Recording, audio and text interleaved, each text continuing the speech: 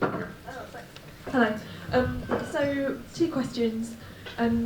We were struck by Warren Want's kind of comment that we're going to need to reduce our carbon by 40%, so to reduce the impact on the global south. What's the appetite in Oxford Council to go that far? We were just wondering, would people be willing to do that? And also, any existing policies on climate change and sustainability in the procurement chain at the moment? Great stuff. So something about 40%. Go up to you. Our question is of the panel generally, and it's what are the consequences of missing the legal targets? Excellent, interesting question. We had two questions that came up table-wide. One was around whether there are any kind of incentives or subsidies that already exist that are offered to businesses or individuals at a city level. And also, it was felt we needed some more clarity around what we as Oxford citizens, assembly members, can actually affect. There was some confusion around that. Thank you very much. Catherine? So we've got two questions as well. The first one is, again, for the whole panel, what are the most kind of impactful changes that could be made? Are there particular things that would have a much bigger impact than others that could be done? And the second question was, in what ways or how can Oxford sort of become a climate justice champion, not only for people in Oxford, but also people kind of globally? Fantastic, thank you very much. And we have our final two down in the front next to each other. That makes my life a little easier. Kelly? Our question is for Jenny, and it's about why should we prioritise electric cars over other transport measures such as car sharing, banning cars in the city centre, public transport, or walking and cycling? And just following up on that electric car point, are we actually backing the right horse when we can see that, it requires specific minerals, etc., to make that work? The comparison was Betamax versus VHS. And one for the teenagers. and how do we actually communicate the trade-offs that the council's going to make to residents? We're talking about replacing boilers when actually there are people who don't have roofs over their head. Marvellous, thank you very much. Who wants to go first? I suppose I ought to kick off on that first one about has Oxford got the appetite for this? And I think that's the whole essence of this process. Have we got the appetite for this? We have the means, if we're up for it. It means making trade-offs. It means making choices. It means energising all our communities to be on board. We have the capacity to do this if we want to. Just to reiterate that is the point of this process. Is if you guys have the appetite, you're in the position to have your say about that. I wanted to take the question about the city being a champion for climate justice. And I would like you to say yes. And one of the ways I have wondered about this is Oxford has always been really brilliant at doing twinning properly. And so I have wondered whether you could repurpose the twinning model between Oxford and other places in the world.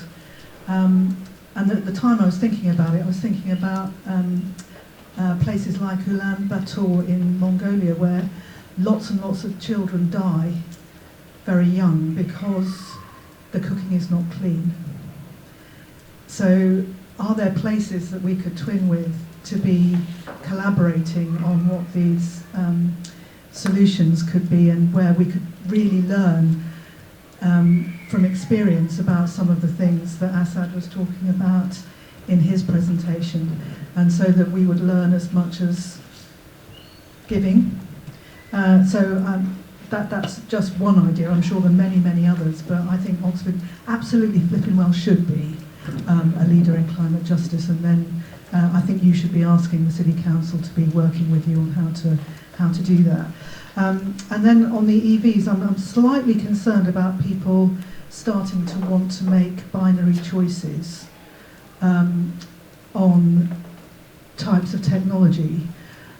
I think we're always going to have a mixed response to these things, and it's a question of balance. So there is no silver bullet in any area of this. There is no decision that we can make, I would say, that lets us off the hook. So EVs are never going to solve everything, but I do agree that they're a key part of the solution. But there'll be a much more benign part of the solution if we're also focusing as a city on how we keep fit and stop being obese by walking and cycling much more. And that means that the city and the county councils have to make it much more pleasant than it currently is to do those things. So, you know, it's a balance there. And then on the question about impactful things, we know that the impactful thing that Oxford can do, as well as sorting out its transport so that we all don't die from inhaling poor air, is to deal with the buildings. And again, I don't think it's an either or, but I do think there's a real issue of social justice here, which is about building quality. My personal view is that fuel poverty is not about how much it costs to buy a kilowatt hour of electricity or gas. It's about how dreadful we've been at regulating the maintenance of buildings. And if we got that right, and that's a really big thing to do, but if we put our effort into making sure that every single house in the city was decent, and that every single person in the city had decent housing, we would go a long way to solving climate change at the same time as solving housing issues.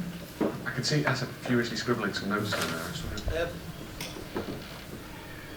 I just wanted to maybe start with the UK fair share, or our fair share. We did a very interesting sort of piece of research with the Stockholm Environment Institute, which is a very well known and renowned body, and it was across civil society organisations, from trade unions, NGOs, movements in the global south, where we tried to calculate what would be the fair share of countries around the world in terms of their fair share of the carbon budget. And it's an interesting, actually, I'll send the link, because it's a calculator, and you can determine, you can say, I want to be really fair, I want to be a little bit fair, or I don't, you know, I'm happy with people being really unequal in the rest of the world, or I want to actually address equality.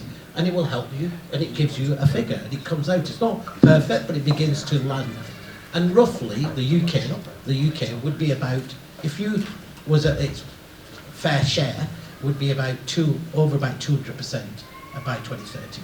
If you accepted, you wanted everybody who's in that 50% of the world to have the right to a dignified life, and you thought we were consuming too much, and you wanted to ensure light tax, that the richer you are, the more impact the more responsibility you would take. And whilst it sounds totally like, oh God, who would ever accept that? You know, 2 weeks ago, you may have seen Bernie Sanders published his Green Deal plan. And if you look at Bernie Sanders' policy, he actually takes the fair share approach. And they've done and gone right in the middle and said, okay, we're not going to the top, but we're not going to the bottom. And that will determine what our policy is. And that is very, very different. Because suddenly people are saying, let's start the other way. What do we need to do? And then we start to work our way back, rather than simply saying, what are we comfortable with? I think that's one thing. I think the second thing is, you know, for a long time we all know, you know, this is an issue of the global commons. Fairness is really important, because unless you are fair, nobody else will take action. Right? I mean, that's the reality. If I'm not doing my fair share, why should anybody else do their fair share? So fairness becomes the key to increasing ambition. And I think that's really becomes a really, really critical thing. But how do we increase ambition? And I do think it's about how we change the discourse.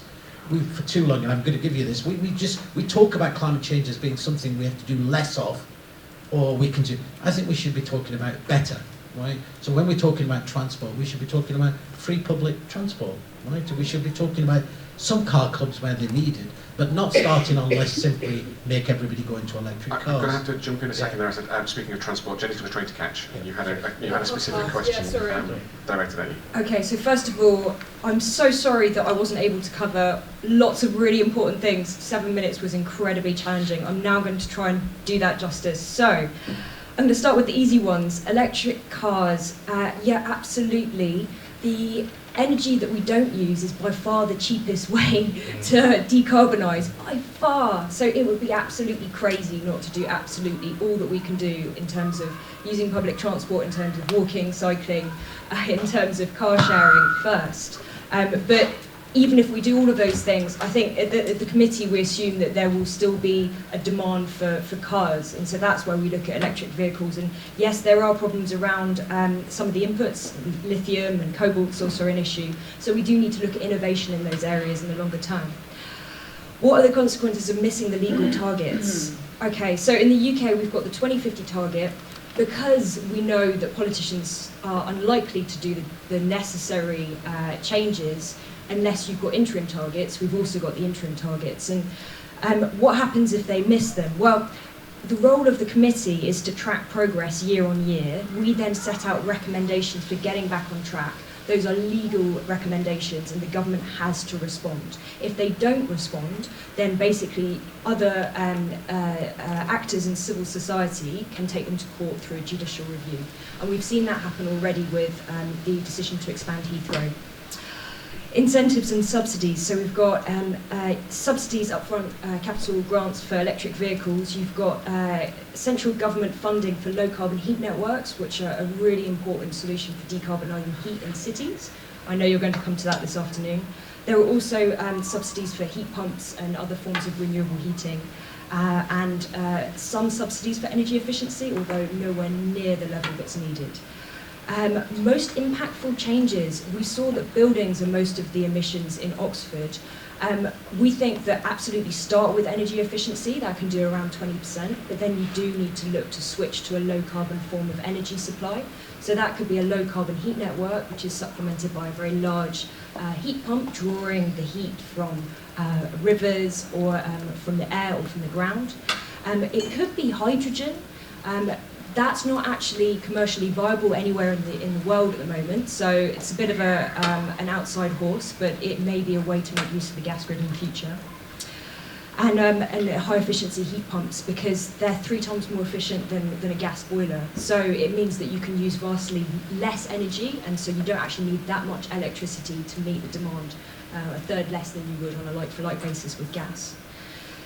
Okay, tree planting. I just wanted to say very quickly, yes, so if you plant a forest, the amount of carbon in that forest will saturate after 30 years. So if you want to carry on drawing down CO2 from the atmosphere, what you need to do is have sustainable forest management. You can store carbon in the form of timber in buildings, and then you replant the trees, and then that then takes up more CO2. And there's been a bit of talk about bioenergy with CCS. I don't have time to go into that, but it could be helpful. Okay, thank you. Thank you, everyone. And we are going to have to break for lunch there.